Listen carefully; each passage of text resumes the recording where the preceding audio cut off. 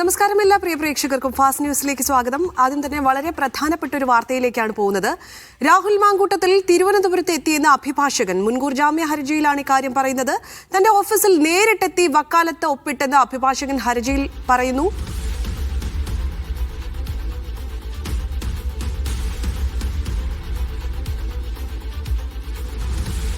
രാഹുൽ മാങ്കൂട്ടത്തിലിനെ തിരഞ്ഞ് നാട് മുഴുവൻ നടക്കുന്ന ഒരു സമയത്താണ് ഇന്നലെ തിരുവനന്തപുരത്ത് രാഹുൽ മാങ്കൂട്ടത്തിലെത്തിയിരിക്കുന്നു എന്നുള്ള വാർത്തകൾ പുറത്തു വരുന്നത്. ഇതുവരെ രാഹുൽ മാങ്കൂട്ടത്തിലിനെ സംബന്ധിച്ചിടത്തോളം ഇന്നലെ കേസിൽ വളരെ നിർണായകമായൊരു ദിവസമായിരുന്നു.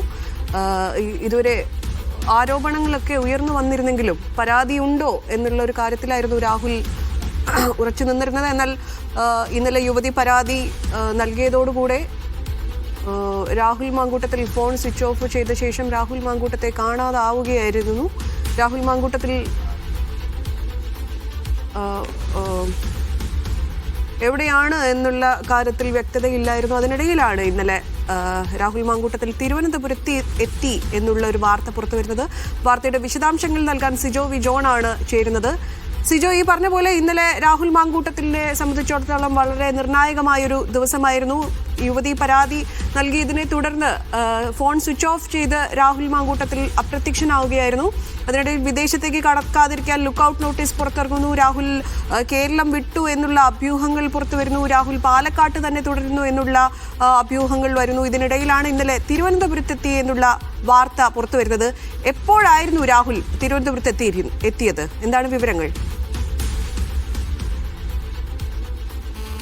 ഇന്നലെ ഉച്ചയ്ക്ക് മുന്നേ എത്തിയിട്ടുണ്ടെന്നുള്ളതാണ് നമുക്ക് ലഭിക്കുന്ന വിവരം. അക്കാര്യം സ്ഥിരീകരിക്കാം. കാരണം ഇന്നലെയാണ് വൈകിട്ട് ഇതിന് ജാമ്യാപേക്ഷ കോടതിയിൽ സമർപ്പിക്കുന്നത്.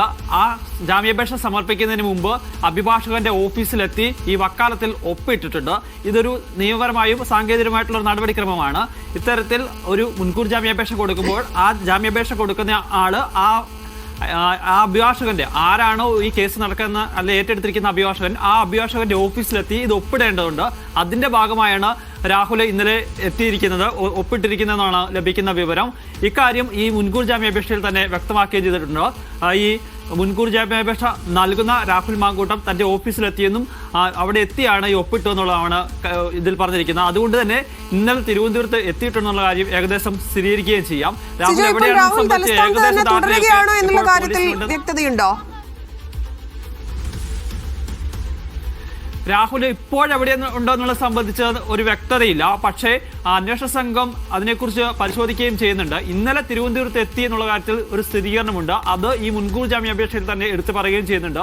തന്റെ ഓഫീസിലെത്തി രാഹുൽ മാങ്കൂട്ടത്തിൽ ഒപ്പിട്ടു എന്നുള്ളതാണ് ഈ രേഖയിൽ വ്യക്തമാക്കുകയും ചെയ്യുന്നത്. ആ ഒരു സാഹചര്യത്തിലാണ് നമ്മൾക്ക് ഇന്നലെ തിരുവനന്തപുരത്ത് വന്നു എന്നുള്ള കാര്യത്തിൽ സ്ഥിരീകരണം ഉണ്ടാകുന്നത്. എന്തായാലും രാഹുൽ കേരളം വിട്ടിട്ടില്ല എന്നുള്ള കാര്യത്തിൽ അന്വേഷണ സംഘത്തിന് ഉറപ്പുണ്ട്. അതുമായി ബന്ധപ്പെട്ട വിവരങ്ങൾ കിട്ടുകയും ചെയ്തിട്ടുണ്ട്. കാരണം അതിനുള്ള സാധ്യത അന്വേഷണ സംഘം തള്ളിക്കളയുകയും ചെയ്യുന്നത്. കാരണം മുൻകൂർ ജാമ്യാപേക്ഷ സമർപ്പിക്കുമ്പോൾ രാഹുൽ മാങ്കൂട്ടം ഒരു കാര്യം വ്യക്തമായി പറയുക, താൻ അന്വേഷണവുമായി സഹകരിക്കാം.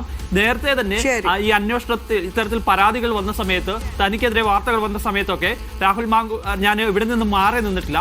അതുകൊണ്ട് തന്നെ ഇപ്പോഴും സിജോ വി ജോൺ ആണ് വാർത്തയുടെ വിശദാംശങ്ങൾ നൽകിയത്. എന്തായാലും ഈ അഭ്യൂഹങ്ങൾക്കും ഊഹാപോഹങ്ങൾക്കും ഇടയിൽ രാഹുൽ മാങ്കൂട്ടത്തിൽ എന്തായാലും ഇന്നലെ തലസ്ഥാനത്ത് എത്തി എന്നുള്ള ഒരു വാർത്തയാണ് ഇപ്പോൾ പുറത്തുവരുന്നത്. ഫാസ്റ്റ് ന്യൂസിലേക്കാണ്.